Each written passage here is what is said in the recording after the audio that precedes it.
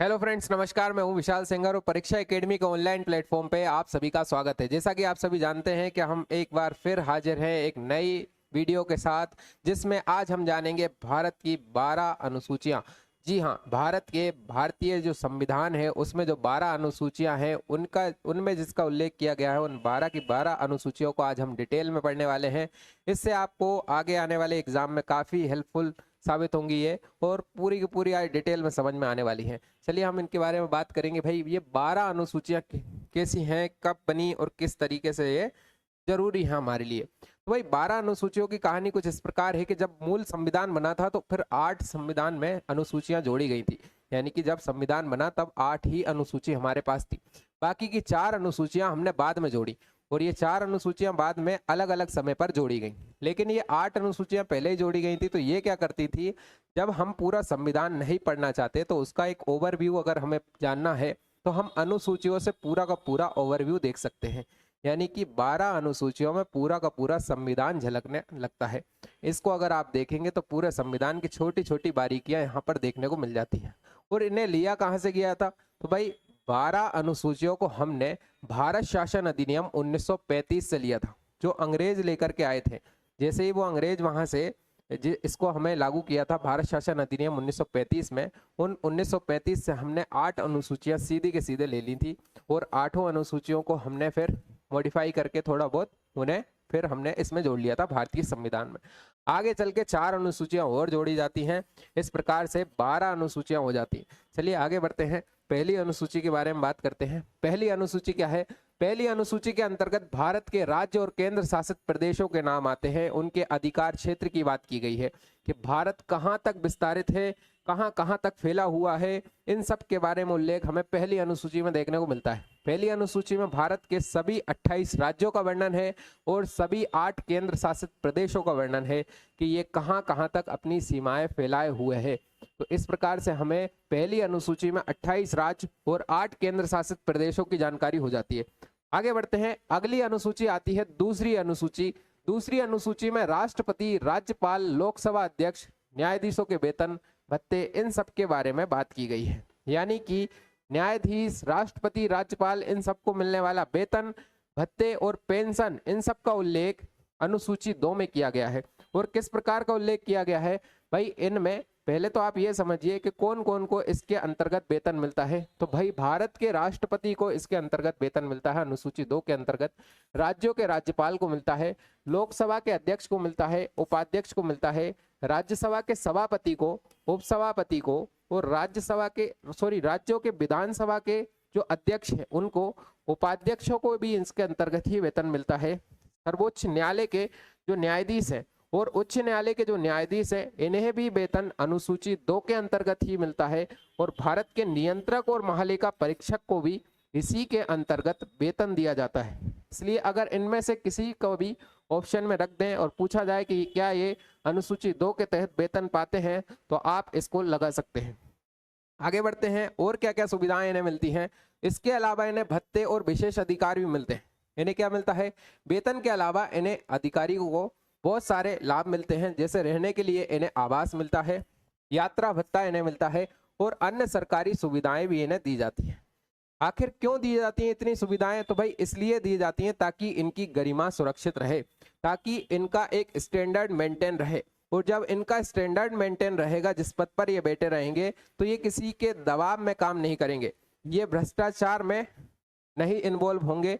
इसी अपेक्षा के साथ इन्हें अनुसूची 2 में वेतन भत्तों का उल्लेख किया गया है कि भाई, किसी भारी दबाव और भ्रष्टाचार के लिए ये ना बने, इनके पास किसी भी प्रकार का करप्शन ना हो और ये किसी भी करप्शन में इन्वॉल्व ना हो।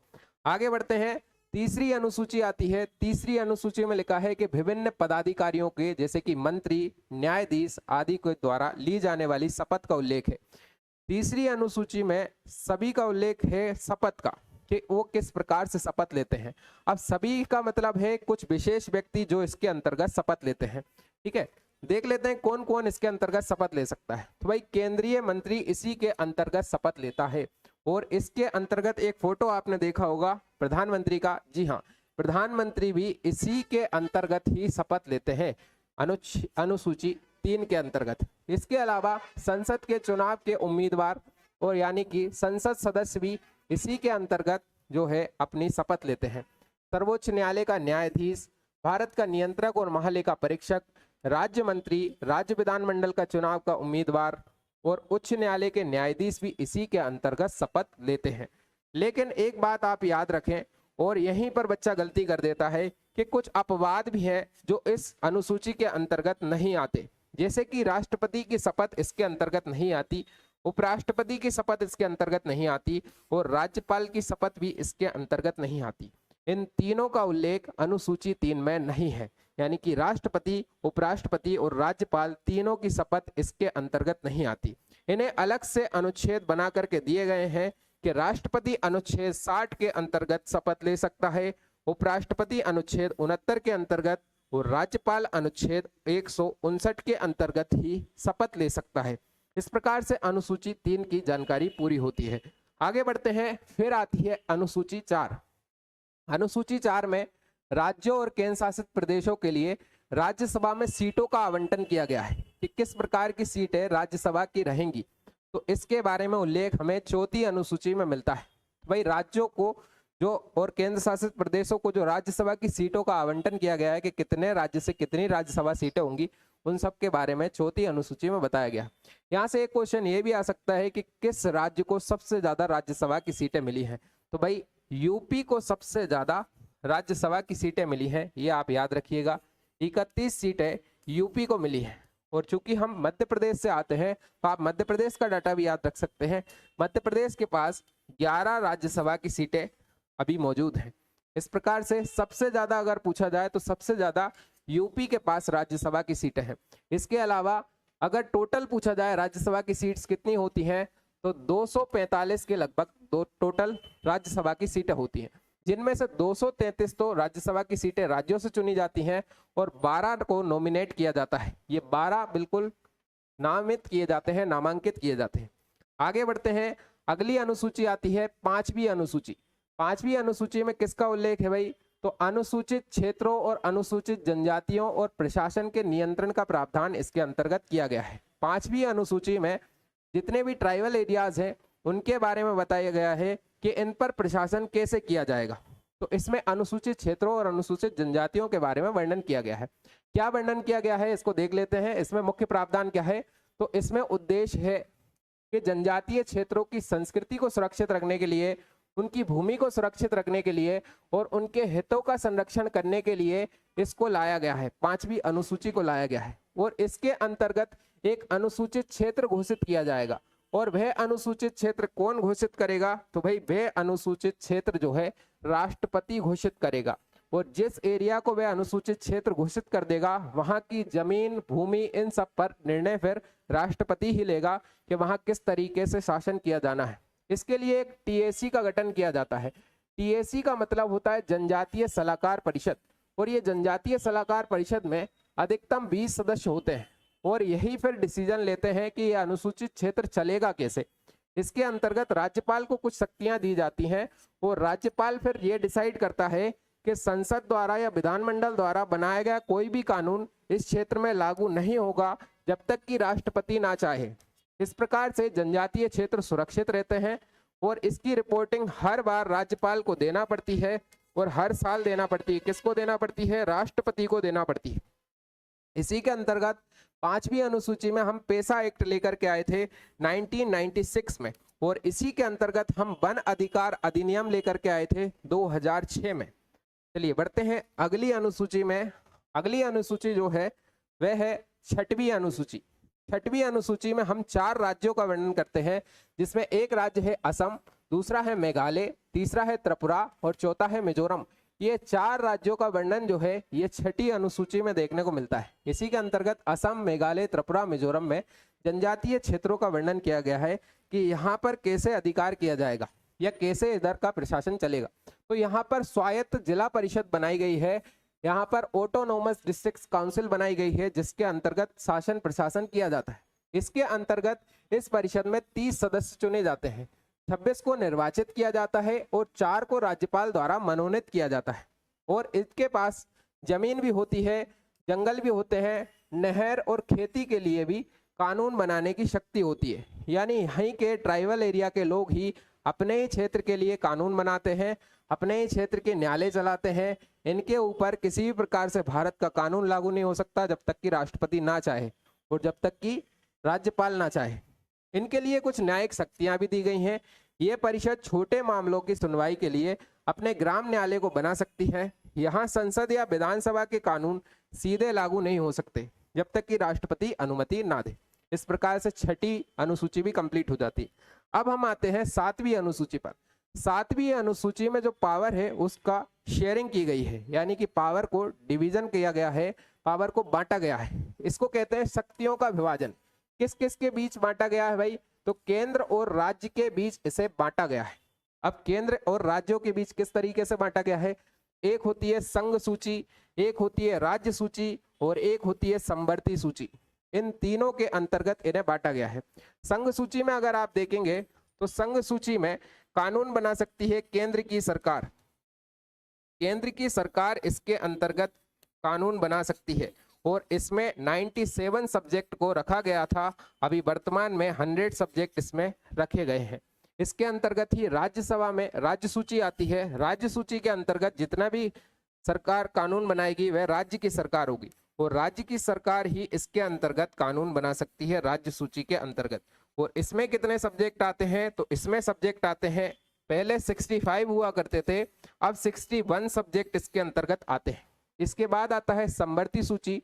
समवर्ती सूची में केंद्र और राज्य दोनों की सरकारें मिलकर के कानून बना सकती हैं। इसे समवर्ती सूची कहा जाता है। समवर्ती शक्ति है। इसके अंतर्गत कितने विषय आते हैं भाई? 47 पहले आया करते थे, अब 52 सब्जेक्ट इसके अंतर्गत आते हैं। इतना आपको याद रखना है कि संघ सूची में 100 सब्जेक्ट अब हो गए हैं, राज्य सूची में 65 की जगह 61 हो चुके हैं और समवर्ती सूची में 47 से 52 हो चुके हैं। चलिए आगे बढ़ते हैं। अगली अनुसूची आती है 8वीं अनुसूची। 8वीं अनुसूची संविधान द्वारा मान्यता प्राप्त 22 आधिकारिक भाषाओं को इसके अंतर्गत जोड़ा गया है। ये 22 ऑफिशियल लैंग्वेज जो हमारी हैं उसे 8वीं अनुसूची में डाला गया है। शुरुआत में क्वेश्चन एक ये भी आ सकता है कि शुरुआत में हमारे पास कितनी ऑफिशियल लैंग्वेज थी? तो भाई शुरुआत में हमारे पास 22 में से 14 ऑफिशियल लैंग्वेज हुआ करती थी। ये 14 ऑफिशियल लैंग्वेज शुरू में जोड़ी गई थी, जो मूल संविधान में जोड़ी गई थी। इसके बाद बाकी की अनुसूचियों में बाकी की जो भाषाएं हैं उन्हें इस अनुसूची में बाद में जोड़ा गया, जिसमें आप देखेंगे कि सबसे पहले जो 15वीं भाषा जोड़ी गई थी उसे जोड़ा गया था 21वें संविधान संशोधन के अंतर्गत। और 21वें संविधान संशोधन के अंतर्गत 1967 में जोड़ा गया था। और इस भाषा का नाम क्या था? तो इस भाषा का नाम था सिंधी भाषा। इसके बाद फिर 3 लैंग्वेज एक साथ जोड़ी गई, जिसमें एक आती है 71वां संशोधन। 71वां संविधान संशोधन के अंतर्गत 1992 में 3 लैंग्वेज जोड़ी जाती हैं, जिसका पहली लैंग्वेज होती है नेपाली, दूसरी होती है मणिपुरी और तीसरी होती है कोंकणी। इन तीनों लैंग्वेज को जोड़ा गया था। इनकी शॉर्ट एक ट्रिक होती है नमक। इस नमक के नाम से आप इन्हें याद रख सकते हैं, नेपाली, मणिपुरी और कोंकणी। इसके बाद आती है 92वें संविधान संशोधन अधिनियम 2003 के अंतर्गत 4 भाषाओं को और जोड़ा गया था, जिसमें एक होती है बोडो, दूसरी है डोगरी, तीसरी है मैथिली और चौथी है संताली। ये 4 भाषाएं और जुड़ने के बाद हमारी ऑफिशियल भाषाओं की संख्या 22 हो चुकी थी। इसकी ट्रिक होती है बोर्डमास। आप इसे बोर्डमास के नाम से याद रख सकते हैं। ये बोर्डमास का जो नियम आपने पढ़ा होगा मैथ में, उसी के अंतर्गत इसे याद रख सकते हैं। ठीक है, बोर्डमास से आपको बोडो, डोगरी, मैथिली और संताली के चारों भाषाओं के नाम याद हो जाएंगे। इस प्रकार से 22 भाषाएं हमारी हैं। अगर आप इन 22 भाषाओं को गौर से देखेंगे तो इनमें कहीं भी अंग्रेजी का उल्लेख नहीं मिलता है। यानी इंडिया की कोई भी भाषा ऑफिशियल तौर पर अंग्रेजी नहीं है। और उसके बाद भी विडंबना ये है कि भाई आज भी हम देखते हैं हमारी जो सरकारें हैं वह पूरा ऑफिशियल लेटर इंग्लिश में जारी करती हैं। हमारे जितने भी कोर्ट हैं, सुप्रीम कोर्ट, हाई कोर्ट, वह अपना पूरा ऑफिशियल डाटा जो है वो इंग्लिश में शो करते हैं, जबकि इन 22 भाषाओं में से किसी में भी इंग्लिश का उल्लेख नहीं है। अगर आप ये देखेंगे मैप को गौर से तो यहाँ पूरी 22 भाषाओं का उल्लेख है, जिसमें कहीं भी इंग्लिश नहीं आती है, ना ही इसमें भोजपुरी शामिल है। ये भी आप याद रखिएगा। चलिए आगे बढ़ते हैं। फिर आती है 9वीं अनुसूची। अब मैंने आपको बताया था कि 8 अनुसूचियां तो मूल संविधान में थी, 9वीं अनुसूची हमने पहली बार जोड़ी थी और पहली बार पहले ही संविधान संशोधन के अंतर्गत इसे जोड़ा गया था। इस अनुसूची में किसका उल्लेख है? इस अनुसूची में भूमि सुधार का उल्लेख है। इसी में जमींदारी प्रथा के उन्मूलन का उल्लेख है कि भाई जमींदारी प्रथा को खत्म किया गया और भूमि सुधार को शुरू किया गया। तो हुआ क्या था, इसे समझिए। ये पूरी की पूरी जो 9वीं अनुसूची है वो एक मंशा के तहत लाई गई थी, एक इंटेंशन के तहत लाई गई थी। इसे संविधान का जादुई बक्सा भी कहा जाता है, इसे मैजिक बॉक्स भी कहा जाता है। ये प्रथम संविधान संशोधन 1951 के अंतर्गत जोड़ी गई थी। तब समस्या क्या हो गई थी कि भारत जैसे ही आजाद हुआ था तो भारत में जमींदारी प्रथा लागू हो गई थी और जमींदार लोग जो थे वह क्या कर रहे थे, एक मिनट, जैसे ही हम आजाद हुए तो भाई हमारे सामने एक समस्या पैदा हो गई थी। ये समस्या थी जमींदारी प्रथा की। जमींदारी प्रथा के अंतर्गत क्या होता था कि जमींदार लोग पूरे खेतियों पर राज करते थे, उन पे वो किसानों से आर्थिक शोषण किया करते थे, उनको काम करवाया करते थे, खुद तो खेती नहीं किया करते थे। और फिर उनसे जो उपज होती थी दोगुना लगान लगा दिया, कहीं कुछ लगा दिया, टैक्स लगा दिया, इस तरीके से व्यवस्थाएं चला रखी थी। तो जैसे ही हम आजाद होते हैं तो आजाद होने के बाद सरकार क्या करती है, सबसे पहले भूदान आंदोलन चलवाती है कि भाई जमींदारों से कहती है सारी जमींदारी जितनी भी है वो अब अपने पास रखो और जो भूमि एक्स्ट्रा है आपके पास उसे आप दान कर दो। अगर दान नहीं कर रहे हैं तो फिर हम आपसे भूमि को छीन लेंगे। और जैसे ही छीनने की बात होती है तो बस जमींदार नाराज हो जाते हैं और जमींदार सुप्रीम कोर्ट चले जाते हैं और सुप्रीम कोर्ट में जाकर ये कहते हैं कि भाई आप ही ने तो कहा था कि मौलिक अधिकार, हमारा संपत्ति का अधिकार एक मौलिक अधिकार है और फिर भी आप हमारी जो जमीनें हैं उनको हड़प रहे हैं। क्योंकि हम भी जानते थे भाई कि मौलिक अधिकार के तहत 19(1)(f) में हमें संपत्ति का अधिकार दिया गया था। इस तरीके से हमारे सामने एक समस्या खड़ी हो गई थी, यानी कि सरकार के सामने एक समस्या खड़ी हो गई थी कि जमींदार जो सुप्रीम कोर्ट गए हैं वो लीगल तरीके से गए। ऐसे में नेहरू जी की सरकार हुआ करती थी तो नेहरू जी एक डिसीजन लेते हैं। वे क्या करते हैं, 8वीं अनुसूची, हमारे पास 8 अनुसूचियां थी, 9वीं अनुसूची को जुड़वा देते हैं और 9वीं अनुसूची में वो प्रथम संविधान संशोधन के अंतर्गत इसे जोड़ते हैं और इस बात को लिख देते हैं कि इसके अंतर्गत हम जिस भी चीज को लेकर के आएंगे वह चीज अगर हमने 9वीं अनुसूची में डाल दी तो उस पर सुप्रीम कोर्ट या दुनिया का कोई सा भी कोर्ट हो या भारत का कोई सा भी कोर्ट हो वह उस पर सुनवाई नहीं कर सकता। इस प्रकार से 9वीं अनुसूची में डिब्बे में जो भी डाल दिया जाएगा उसे सुप्रीम कोर्ट जांच ही नहीं सकता था। और उन्होंने क्या किया, इसी के अंतर्गत भूमि सुधार को डाल दिया। तो 9वीं अनुसूची में भूमि सुधार को जैसे ही डाला गया तो जमींदारों की सुनवाई होना बंद हो गई। इस तरीके से फिर इन्होंने देखा कि सरकार ने एक सुरक्षा कवच बना लिया है और फिर धीरे धीरे इसमें 13 कानूनों को लिस्ट कर दिया। तो 13 कानून शुरुआत में इसमें जोड़े गए। आगे चल के देखते जा रहे हैं कि सरकार इसे इतना सेफ्टी जोन मानने लगी है कि जितने भी कानूनों पर सुप्रीम कोर्ट में जांच ना कराई जाए उससे बचने के लिए उन्होंने आगे चलकर 280 कानूनों को इसके अंतर्गत रख दिया था। अब भाई 280 कानून जब रख दिए गए तो फिर सुप्रीम कोर्ट ने और खंगालना शुरू किया और फिर 2007 में एक निर्णय सुनाते हुए सुप्रीम कोर्ट कहता है कि अब 9वीं अनुसूची के अंतर्गत आने वाले 280 सब्जेक्ट को भी हम बारीकी से जांच सकते हैं और देख सकते हैं कि क्या ये संविधान के अंतर्गत ही बनाए गए हैं या नहीं बनाए गए हैं। इस प्रकार से इसमें बात कही गई। चलिए आगे बढ़ते हैं। अगली अनुसूची आती है 10वीं अनुसूची। ये भी बड़ी मजेदार है। 10वीं अनुसूची में क्या होता है, इसके अंतर्गत दल बदल कानून को लेकर के आया गया था। दल बदल के आधार पर अयोग्यता के प्रावधान इसके अंतर्गत किए गए थे और ये 52वें संविधान संशोधन 1985 के अंतर्गत जोड़ी गई थी। इस अनुसूची में क्या उल्लेख था भाई, इस अनुसूची के अंतर्गत एक व्यक्ति हुआ करते थे जिनका नाम था गयालाल और इस अनुसूची को आयाराम गयाराम के नाम से भी जाना जाता है। इसके अंतर्गत एक व्यक्ति हुआ करते थे जो हरियाणा में रहते थे जिनका नाम था गयालाल और ये हरियाणा के विधायक हुआ करते थे। इन व्यक्ति की खासियत यह थी कि इन्होंने 15 दिन के अंदर 3 बार अपनी पार्टी को चेंज किया था।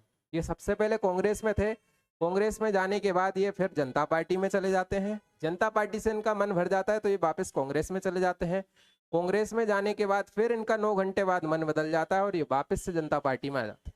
और इस प्रकार से फिर एक कांग्रेस ने प्रेस कॉन्फ्रेंस कर देती है कि भाई पहले जो गयाराम थे अब वो आयाराम हो गए हैं और इस प्रकार से एक मुहावरा निकल करके आता है आयाराम गयाराम और ये मुहावरा तभी से चला आ रहा है। और इसके अंतर्गत जो राजनीति है उसमें जो विधायक थे वो अगर दल बदल रहे थे तो इससे राजनीति की शुचिता जो है वो खराब होने लगी थी। इसे रोकने के लिए फिर क्या किया गया भाई, दल बदल कानून लेकर के आए दल बदल कानून लेकर के आई राजीव गांधी सरकार, जो 1985 में लाई और 52वें संविधान संशोधन के अंतर्गत लेकर के आई, जिसके अंतर्गत 10वीं अनुसूची को हमने इसके अंतर्गत जोड़ा। वो 10वीं अनुसूची को जब हमने इसमें जोड़ा तो उसमें साफ उल्लेख किया गया कि अगर कोई भी विधायक या सांसद अपने एक पार्टी से दूसरी पार्टी में जाता है तो वे तभी जा सकता है जब वो विधायकी या सांसदी को छोड़ देता है, यानी उसे अपनी विधायकी और सांसदी से इस्तीफा देना पड़ेगा, तब जाकर के वो किसी और पार्टी में जा सकता है। इस प्रकार से इसमें उल्लेख किया गया। और अगर एक साथ 2/3 सदस्य पार्टी के जा रहे हैं तो इसे पार्टी को जाना ही माना जाएगा। इस प्रकार से ये कानून लेकर के आया गया था। इसके बाद हम आते हैं 11वीं अनुसूची पर। 11वीं अनुसूची में पंचायती राज का उल्लेख है। पंचायती राज की शक्तियां और उनकी जिम्मेदारियों के बारे में बताया गया है। इसके अंतर्गत 73वां संविधान संशोधन 1992 में लाया गया था और इसमें कितने विषय हैं तो इसमें 29 विषयों की बात हुई।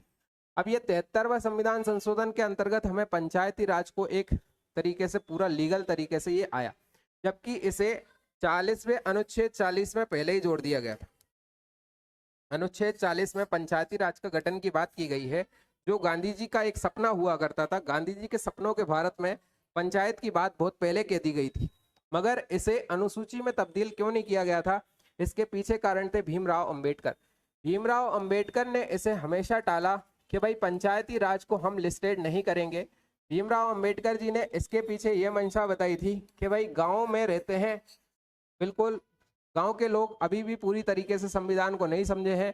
यहाँ के लोग अभी भी ऊंच नीच का फर्क करते हैं। यहाँ पर ऊंची जातियाँ हमेशा नीची जातियों को नीचे ही दिखाती आई हैं। इस वजह से ये लोग हमें कभी नहीं उठने देंगे। और यहाँ पर इसलिए उन्होंने इस बात को हमेशा टालते रहे कि पंचायती राजों को ये जिम्मेदारी नहीं दी जानी चाहिए कि पंचायतें खुद राज करें।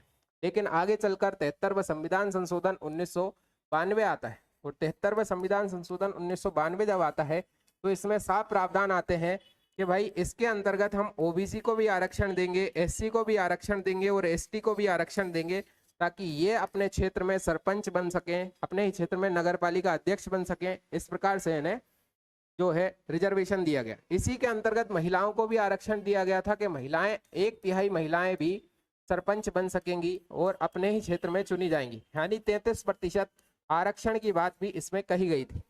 आगे चलते हैं। आगे आती है 12वीं अनुसूची। 12वीं अनुसूची नगर पालिकाओं की शक्ति और जिम्मेदारियों के बारे में बात की गई है और ये 74वें संविधान संशोधन 1992 के अंतर्गत लाई गई है। इसके अंतर्गत 18 विषय रखे गए हैं और इन 18 विषयों में पूरा का पूरा नगर की व्यवस्था को रखा गया है। इस प्रकार से हमने पूरी 12 अनुसूचियों को कंप्लीट कर लिया है। उम्मीद है आपको ये वीडियो पसंद आया होगा। वीडियो पसंद आता है तो वीडियो को लाइक करें, चैनल को सब्सक्राइब करें। धन्यवाद।